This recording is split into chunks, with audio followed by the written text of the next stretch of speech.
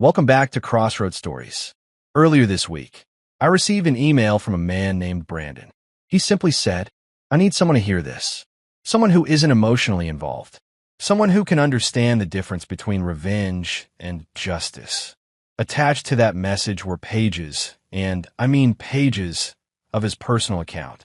A confession, a breakdown, a warning, and a step-by-step recounting of how his quiet life in Kuala Lumpur was shattered by the woman he trusted most. He wanted this story told in his own words, without filters, without softening anything, without trying to make anyone look better than they were. So today's episode is exactly that. Brandon's story, narrated from his perspective. A retired American who moved to Kuala Lumpur for peace. A husband who believed he found a second chance at love. A man who discovered betrayal buried under layers of secrets, money transfers, and lies.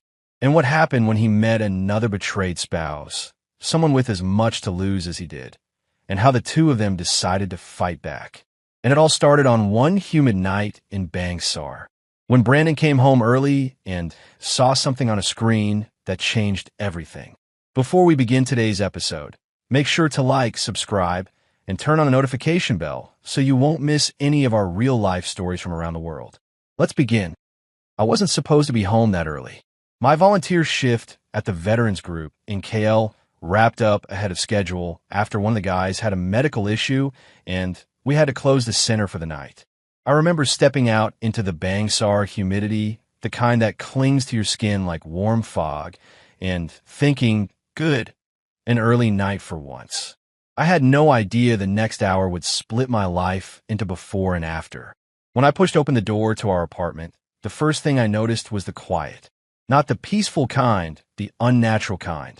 The traffic noise from Jalan Marof echoed faintly through the windows, and the air conditioner hummed like it was trying to survive a war against the KL heat. "Barbara," I called out. No answer. I loosened my boots, dropped my keys on the console table, and that's when I saw it. Her phone on the dining table, screen glowing in the dark like an invitation I never asked for. Barbara was meticulous about her phone. Always locked. Face ID. Passwords changed monthly. She guarded it like it contained national secrets. But tonight, it sat there unattended, unlocked, still vibrating with incoming messages. A notification banner slid across the top. AZ, he has no clue. Transfer cleared. You were perfect tonight. See you Thursday. I froze. People talk about shock like it's loud, panic, gasps, heart racing. For me, a retired Air Force mechanic who spent years troubleshooting aircraft failures at 30,000 feet, shock was something else. It was silence. Pure, precise silence. My mind went cold. My breathing steadied. My senses sharpened. Training taking over. The same instinct that taught me to stay calm when an engine caught fire mid-flight. I picked up her phone slowly, like it was an explosive device. Another message came in from the same contact. AZ. Delete our chat. I opened their conversation. And that was the moment I realized my wife, the woman I moved thousands of miles for, the woman I pictured growing old with, was living a second life right under my roof. Their messages stretched weeks back. Flirtations. Hotel bookings. Voice notes I couldn't bring myself to open yet. And then something worse. Money transfers. Large ones. Payments labeled as consulting, project management, media fees. Amounts that didn't match Barbara's salary or anything she'd ever told me she was doing. Some messages were clearer. AZ, we need him to sign off on the authorization. He won't question you. Barbara, I'll get it. He trusts me. AZ, once his account is drained, we're done. He'll be fine. Old men move on. Old men. They were talking about me like I was a replaceable part, like a bolt you toss after it's worn out. I scrolled further. Photos. Screenshots of bank receipts. Documents with my name on them. Forged, edited, manipulated. My fingers tightened around the phone. For a moment, I felt something heated rise in my chest, but it vanished as quickly as it came. Anger was a luxury. Clarity was survival. Gather evidence. Don't react. I opened her email app. Another trove. Contracts she signed under my name. Strip, mall business expenses tied to companies I'd never heard of. Transfers routed, to entities linked to something called Elgei Axis Holdings. Elgei Axis Holdings, a name I had never encountered, but would soon learn was the heart of everything. As I sifted through her files, a sickening realization settled into my stomach. This wasn't just cheating. This wasn't just betrayal. This was a coordinated scheme, and I was the mark. I took photos of everything, sending them to my own encrypted folder. Every message, every invoice, every bank slip. Evidence came first, emotion later. When I finally heard the elevator ding down the hallway, I locked the phone and placed it exactly where I found it, angling it the same way so she wouldn't suspect anything. Then I stepped into the bedroom, sat on the edge of the bed, and waited. Barbara walked in, smiling like nothing in the world was wrong. "Hey, you're back early," she said, kissing my cheek. "How was your shift?" I looked at her, really looked at her. The softness in her voice, the practiced affection, the easy charm she always carried. For 7 years, I believed I'd found peace after decades of military life. A warm home, a woman who made me feel seen, a new chapter. But in that moment, she felt like a stranger reading lines from a script. "It was fine," I replied, steady and calm. "You okay?" She nodded casually, already moving past me, already scrolling her phone. The same phone she didn't know I'd just taken her entire second life out of. We had dinner. We talked about nothing. She told me she was tired and went to bed early. And I lay beside her, eyes open, staring at the ceiling. Her breathing softened into sleep. Mine stayed steady, controlled. My mind replayed every message, every transfer, every lie. The woman next to me wasn't the woman I married. The marriage I thought I had was a facade, a beautifully crafted illusion I had willingly walked into. But illusions crumble. Lying there, listening to the distant traffic of Bangsar and the low rumble of the AC, I made a decision, quiet, firm, unshakable. I wouldn't confront her yet. I wouldn't show my hand. Not until I understood everything. Not until I knew who AZ truly was. Not until I learned why Elgei Axis Holdings was using my name. I turned to look at her one last time. Barbara slept peacefully. I didn't. And from that night forward, I began planning, not loudly, not emotionally, but silently, tactically, and with the same precision that kept me alive in the Air Force. This was no longer a marriage. It was a mission. People think betrayal hits like lightning. Sudden, violent, impossible to miss. But in my life, betrayal arrived quietly, through spreadsheets, transaction logs, and browser histories. If Section 1 was the emotional breaking point, then this was the war room. The morning after discovering Barbara's messages, I got up before sunrise, pretending I couldn't sleep because of back pain. She bought it instantly. She always thought I was predictable, boring, simple, an aging Air Force mechanic who didn't understand technology. Good.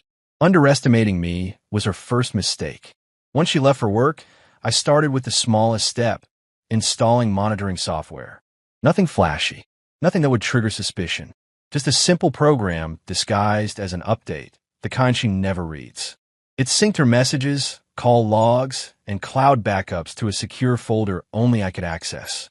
By the time she reached her office, I saw every text she sent, every deleted message, every screenshot, every photo she hid in the recently deleted folder. Within an hour, I confirmed what I already knew. The affair was ongoing, intense, and planned. But the money, that was the part one needed to understand. Affairs break hearts. Financial schemes destroy lives.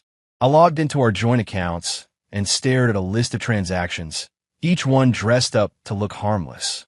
Supplier fees, RM 4,200. Training expenses, RM 3,800. Special consulting cost, RM 7,500. Supplier? Training? Consulting? Barbara worked in marketing. She didn't buy supplies. She didn't train anyone. She had no reason to consult for anyone except the mirror she posted selfies to. None of these descriptions matched her job, her habits, or her interests. I clicked through the transaction IDs, following the trail like breadcrumbs through a digital forest. Each payment routed to vague-sounding companies. Royal Media Solutions, Astra Consulting Group, Valora Dynamics SDN BHD. Companies with websites built in one afternoon. Companies with directors who didn't appear on social media. Companies registered under addresses that led to empty shop lots or co-working spaces. Shell companies. I kept digging until all the financial threads braided together into one name. Elgei Axis Holdings. The heart of a network. I ran a director's search. One name stood out instantly. Aaron Zaman. Late 30s. Nightlife entrepreneur.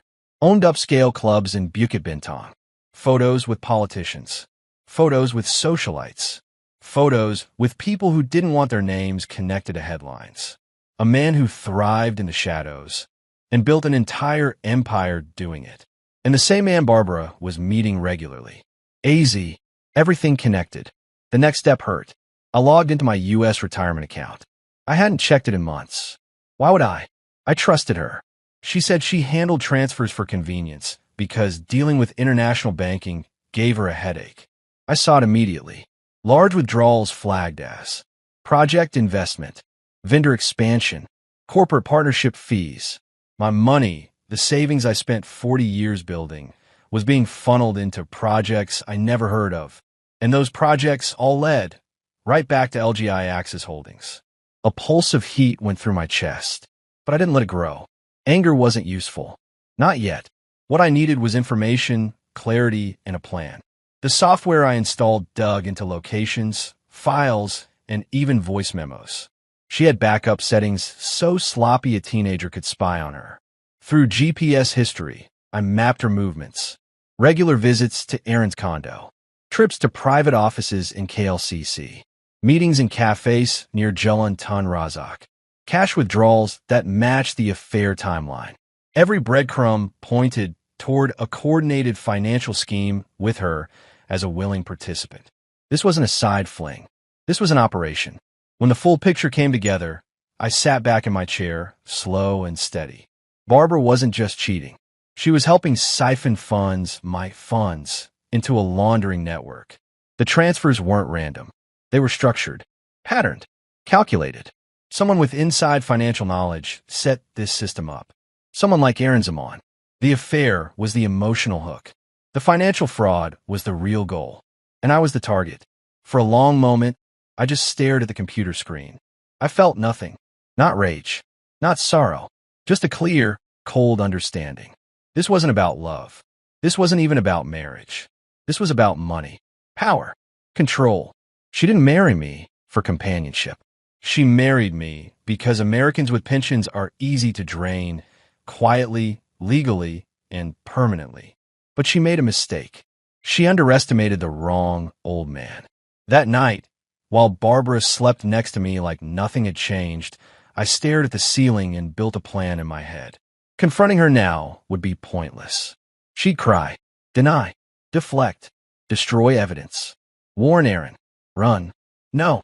If I wanted justice, real justice, I needed to gather everything. Every document, every log, every transfer, every photo. I needed to trace the entire network, not just the branch connected to Barbara. And I needed to do it quietly. The next morning, over breakfast, I casually said, I've been feeling cooped up, thinking of taking a trip to Penang. Couple of days by the beach. She smiled too quickly, too relieved. Good idea, darling. You deserve a break. She had no idea that Penang wasn't a vacation. It was distance, time, a believable alibi, and my chance to investigate without her hovering over my shoulder. I booked the trip immediately, not because I wanted to relax, but because I needed the space to prepare for what came next. The exposure, the confrontation, the counterattack. The war had officially begun, but Barbara didn't know she was already losing. Penang was just a cover, a distraction, a convenient reason to disappear long enough to plan my next move. But before I even stepped onto the plane, something happened that shifted the entire direction of this investigation. It started with a message. Unknown number. Brandon Dawson? I need to speak with you. It's about Barbara. KLIA, Terminal 1. Cafe near Gate C8. 4 p.m. Come alone. A part of me considered ignoring it. Another trap? Another player in the scheme? But something about the tone, blunt, direct, no theatrics, made me pause. People involved in scams hide. People involved in affairs whisper. But this message carried a strange confidence, like the sender already knew more about me than I knew about them. So I went. The cafe was half empty, filled mostly with exhausted travelers and the scent of burnt espresso. My flight wasn't for another hour, so I took a seat facing the entrance, eyes scanning every person who walked in. Then I saw her, a woman in her mid-40s, sharp features, neat hair, dressed like someone who lived in spreadsheets. She carried a leather binder pressed tightly under her arm and walked with precision. Not confidence, not arrogance, but purpose. She wasn't guessing. She wasn't nervous. She was certain. She stopped at my table. "Mr. Dawson?" she asked. I nodded. She extended her hand. "I'm Dr. Sarah Lim." She waited a beat, then said the sentence that shifted the air around us. "Barbara is sleeping with my husband, Aaron." No hesitation, no softening, just a surgical incision straight to the truth. I leaned back slowly. "So you're the spouse." She pulled the chair out and sat across from me. Unfortunately, her voice was steady, almost detached, like she'd rehearsed this moment until emotion had drained out completely. "I know about the affair," she continued. "I know how long it's been going on. I know the hotels. I know the dates." She paused. "And I know the money trail." I didn't respond right away. I wanted her to keep talking. People reveal more when they're allowed silence. She placed a binder on the table and slid it toward me. "You've been investigating," she said. "So have I." I opened it. Every page punched me in the chest. Transaction logs. Fake contracts tied to Barbara's name. Invoices routed through Elgei Axis Holdings. Offshore accounts under Philippine shell entities. Signed documents supposedly authorized by me. All cleaner, more detailed, more frightening than anything I'd found on my own. "How long have you been tracking this?" I asked. 6 months, Sarah replied. "At first, I thought Aaron was just cheating. But the numbers didn't line up. And numbers," her jaw tightened. "Numbers don't lie. People do." She tapped a page showing funnel charts. "Elgei Axis Holdings launders nightclub cash," she said. "They wash it through fake digital marketing expenses. Influencer campaigns. Ad buys. Event promotions. None of it is real." I scanned the highlighted entries. Payments fake marketing agencies, Elgei Axis offshore accounts. "And Barbara?" I asked quietly. "She creates the fake campaigns," Sarah said. "Presentations, proposals, invoices. She's good at it, too good. She makes the money flow look legitimate." I closed the folder carefully. "You tracked me down," I said. "Why?" Sarah clasped her hands together on the table, controlled, precise, much like everything else about her. "Because I need someone who isn't afraid," she said. "Someone with background. Someone who can understand risk. You're ex-Air Force. You know security. You know strategy. And you think I'll just join forces with you? I think," she said slowly, "that you want the truth. And you want consequences. Same as me." She wasn't wrong. I studied her, really studied her. There was no fury in her eyes. No desperation. Just that same cold resolve I'd been carrying since the night I discovered the messages. "I'm not here for emotional revenge," she added. "I don't want to scream or throw things or beg anyone to love me again. That part, it's dead." I nodded once. "Same." She continued. "I'm here because my husband stole from me. Lied to me. Played me for a fool. He used my network, my bank, my colleagues' trust. He turned my profession into a weapon. And Barbara," I said quietly, "use mine." We sat in silence for a moment. Two strangers united not by friendship, not by circumstance, but by betrayal engineered by the same man. Finally, Sarah said, "I'm not asking for violence. I'm asking for partnership, for truth, for exposure." I closed the binder, pulled it closer to me, and met her eyes. "And if revenge happens along the way?" I asked. She gave the smallest, faintest, most controlled smile I'd ever seen. Then she said softly, "We won't stop it." I extended my hand. Sarah looked at it for a heartbeat before placing hers in mine. Firm shake. No emotion. Just a pact. "We work together," I said. "We work smart," she added. "No tip-offs. No early confrontations. No impulsive moves. No police until we have everything. And no mercy after we do. We released hands. Just like that, a quiet alliance formed in the middle of an airport cafe. Two wounded spouses who stopped being victims the moment they decided not to suffer alone. Sarah stood. "I'll send you encrypted files," she said. "Everything I have. Everything you'll need. And I'll share mine." She nodded, gathering her things. "Brandon, this won't be simple. Aaron has political protection, money, influence. People like him don't fall easily." "People like him fall harder," I replied. That was the first moment she looked almost impressed. As she walked away, I felt something shift inside me. Not hope, not vengeance, purpose. We were no longer two people trying to survive a betrayal. We were two people preparing for war. And the next phase, digging deeper, would show us just how deep this corruption went. The apartment Sarah chose in Cyberjaya was the kind of place no one would ever think to look for people like us. Slightly run down, flickering hallway lights, peeling paint on the stairway railings. A cheap, temporary home for students and startup workers, not two middle-aged adults digging into an international money laundering scheme. But that's exactly why it worked. Inside, the unit was clean, bare, and quiet. A single table, two chairs, old ceiling fan humming like it was tired of being alive.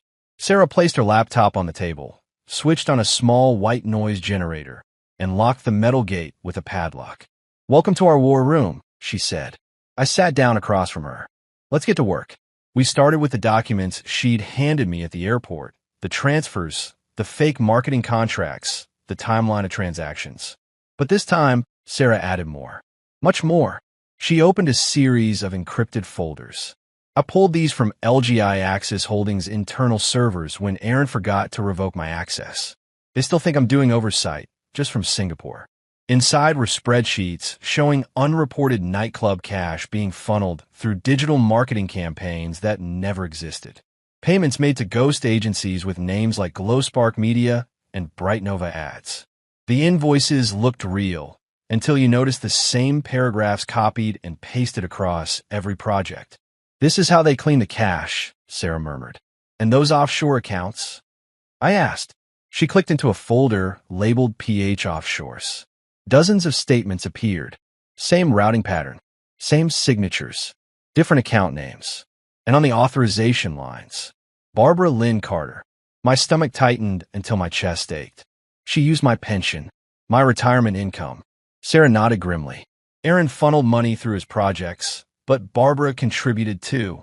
They use your accounts to stabilize the transfers so they didn't draw attention. I clenched my fists. She was draining me slowly.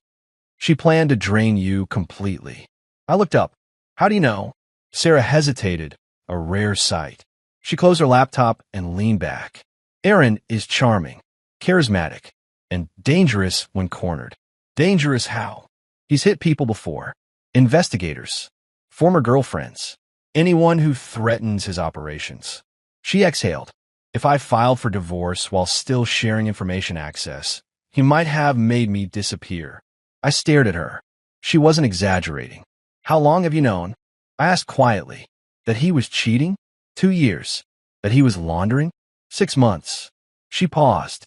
"That he was doing it with your wife?" 3 weeks. 3 weeks. All this time, she'd been living beside a man who would rather blow up his own life than be exposed. And I'd been sleeping beside a woman who smiled at me during dinner while stealing pieces of my future. For days, we dug deeper. We sat in that hot, stale apartment combing through transaction logs, corporate filings, crypto purchase histories. Bit by bit, the picture became clearer. Elgei Axis Holdings wasn't a tech investment company. It was a shell network feeding nightclub cash through digital fronts. Each layer hid another. Fake PR agencies to justify campaign budgets. Digital marketing audits signed by employees who didn't exist. Crypto wallets that were opened using forged IDs from the Philippines. Transfers from Barbara's linked accounts, using my pension as a stability buffer to fund wallet purchases. She wasn't helping them on the side. She was deeply embedded, and she had prepared for the moment she no longer needed me. Sarah opened a folder containing screenshots. "Look, these are her chats with one of the accountants. Barbara. We need to finish the last transfer before year-end. After that, I'll be out. I read it twice. She was leaving me. I whispered. No, Sarah corrected softly. She was discarding you. Evidence on paper was one thing, but physical evidence? That's what could destroy them. I pulled out a USB drive. CCTV from the condo he keeps in Mont Kiara. I clicked through footage. Grainy images time-stamped. Barbara entering Aaron's building at 10:42 p.m. Barbara leaving at 7:10 a.m. wearing different clothes. Barbara handing a folder to an accountant in the parking lot. Barbara using the access card Aaron claimed was just for guests. Sarah watched silently, her jaw tightening with each clip. She added her own findings. GPS logs pulled from Barbara's photo metadata and synced apps. Her locations lined up perfectly with Aaron's work trips, meetings with club owners, and late-night visits to a warehouse in Pucho. This wasn't emotional cheating. This was a fully coordinated operation. 2 days later, everything changed. I had gone to Brickfields to check a lead. One of the accountants sometimes drank at a bar there. I noticed the same white Toyota Vios drive past me 3 times. At first, I ignored it. But when it made a slow U-turn behind me, I knew. Someone was watching. I texted Sarah immediately. Someone is on me. 10 minutes later, she called, her voice trembling for the first time. My car tires were slashed. All 4. Aaron. He knew. He must have sent Sarah digging around the wrong files. Or maybe noticed Brandon, a foreigner, asking too many questions. Either way, the message was clear. Stop, or be stopped. I walked quickly into the nearest crowd and disappeared into a row of shops. When I reached the grab car pickup point, I saw it again, the white Vios. Idling, waiting, watching. The investigation had crossed a line. We weren't just uncovering the truth anymore. We were threatening their operation, and they were prepared to eliminate the threat. Back in Cyberjaya, I locked the door and slid the metal bolt shut. Sarah stood at the table, motionless. For the first time, she looked unsure. Brandon, this isn't just cheating and stolen money anymore. No, I agreed. It's a war. She met my eyes, and in her gaze, I saw the same thing inside myself. A cold, steady resolve.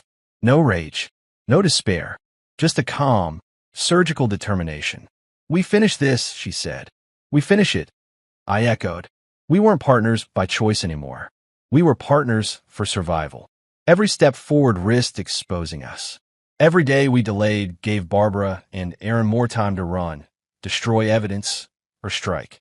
We had one advantage. We were no longer afraid. The danger didn't stop us.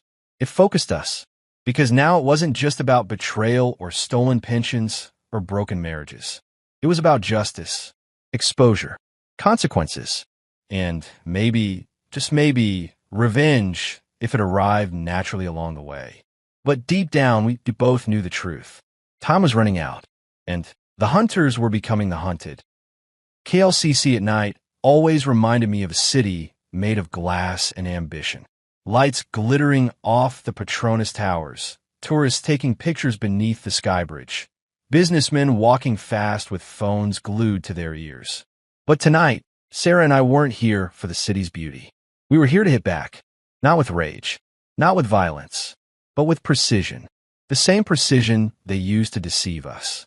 We met in a dim cafe facing the towers. Her laptop was open, and a spreadsheet filled the screen. I've initiated the first step, she said calmly. What step is that?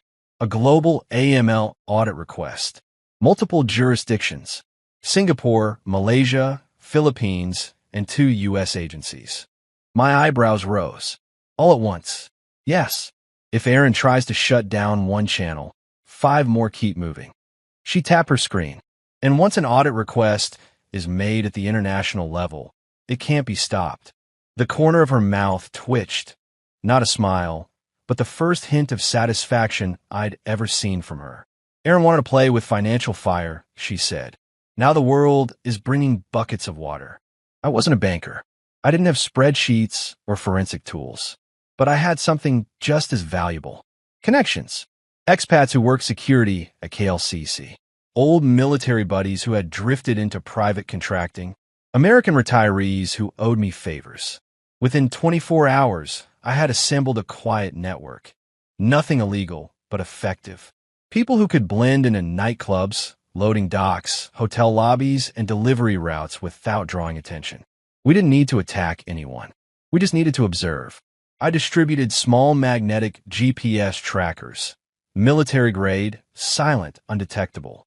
Attached these to Elgei Axis delivery vans. I told 2 men I trusted.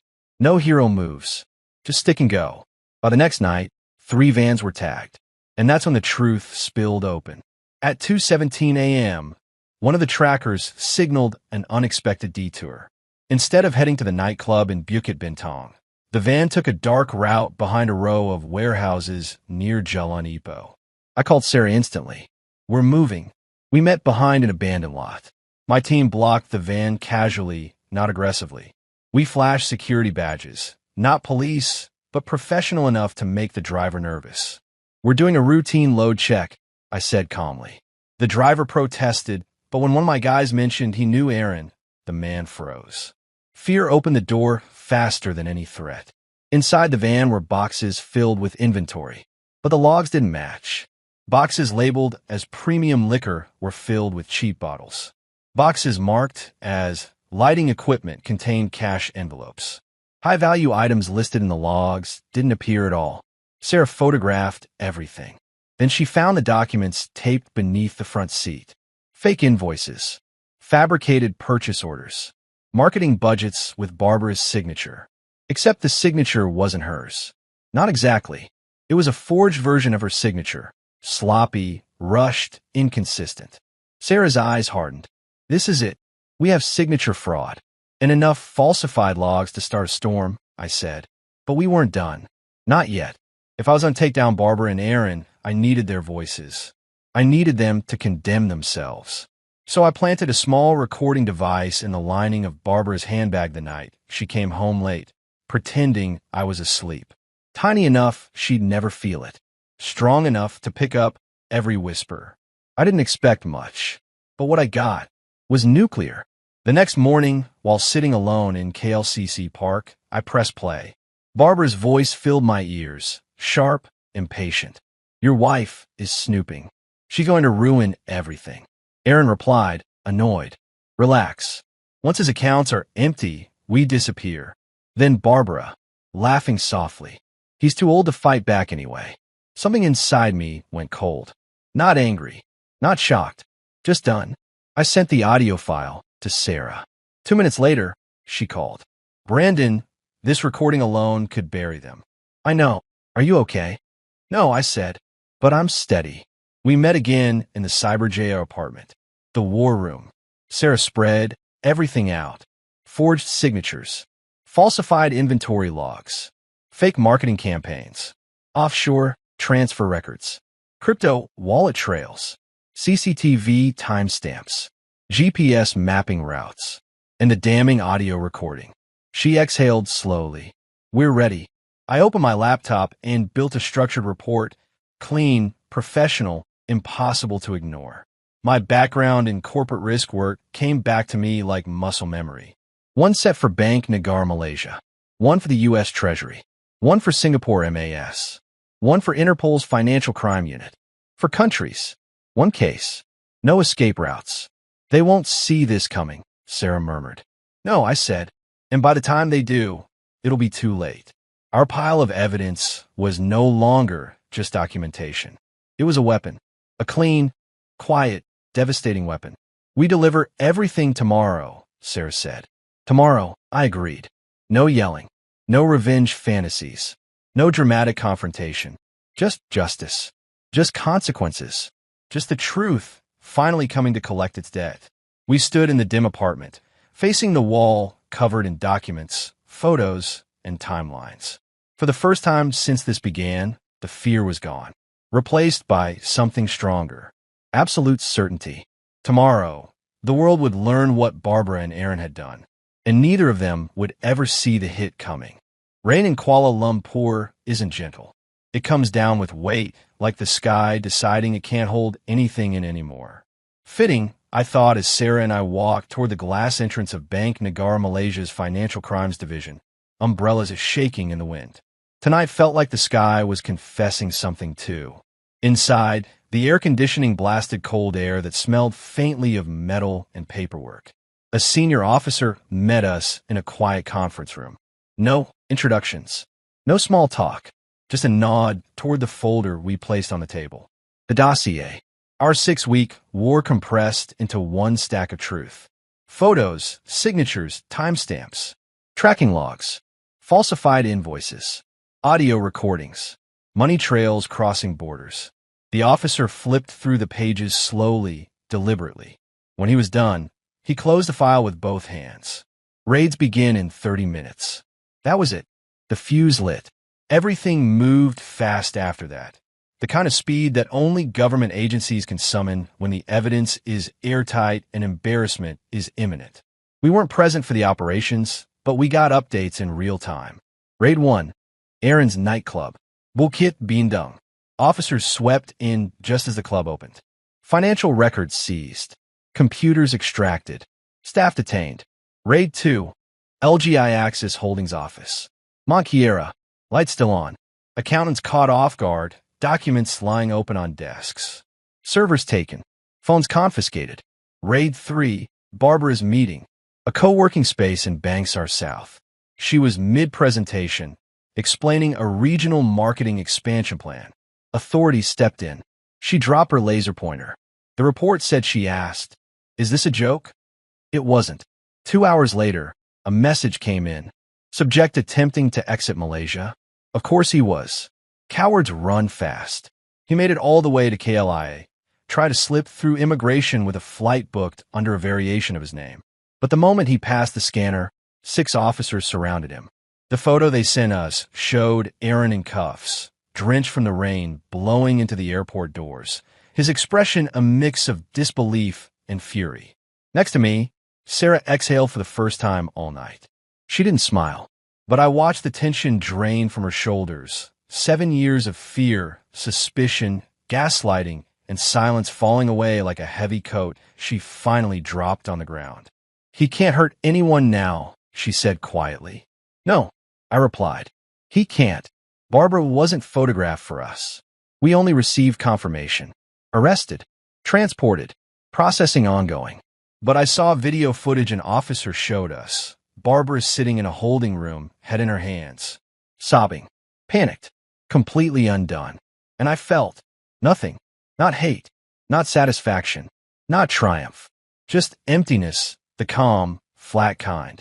Because the woman crying on that metal bench wasn't the woman I married. The woman I married stopped existing long before tonight. I was grieving something that had died years ago. Now I was just watching the truth catch up. When everything was signed, logged, and stored, Sarah and I stepped back out into the KL night. The rain was heavier now, sheets of water cascading off the awning of Bank Negara. I didn't open my umbrella. I let the rain hit me. Cold, steady, honest. I walked toward KLCC Park, letting my steps fall into an easy, unhurried rhythm. The towers glowed through the haze like 2 lanterns guiding the city through its storms. By the time I reached a bench near the fountain, I was soaked. I didn't mind. I needed the quiet. This wasn't revenge. It wasn't vengeance. It was clarity. It was justice. It was the truth taking its rightful place. And it was over. After a while, Sarah appeared beside me, umbrella tucked under her arm, rain dripping from her jacket. She didn't say anything at first. She just sat next to me, breathing, both of us listening to the rain hammering the ground. "We survived it," she said eventually. "We did," I replied. "No winners tonight," she murmured. "No," I agreed. "But no more lies either." We didn't share a smile. We didn't touch. No sparks, no soft music, no romance.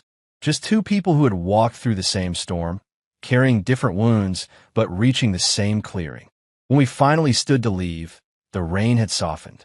The city lights glistened off the wet pavement like a fresh start. Tomorrow would be a new life for both of us. And for the first time in a long time, I was ready for it.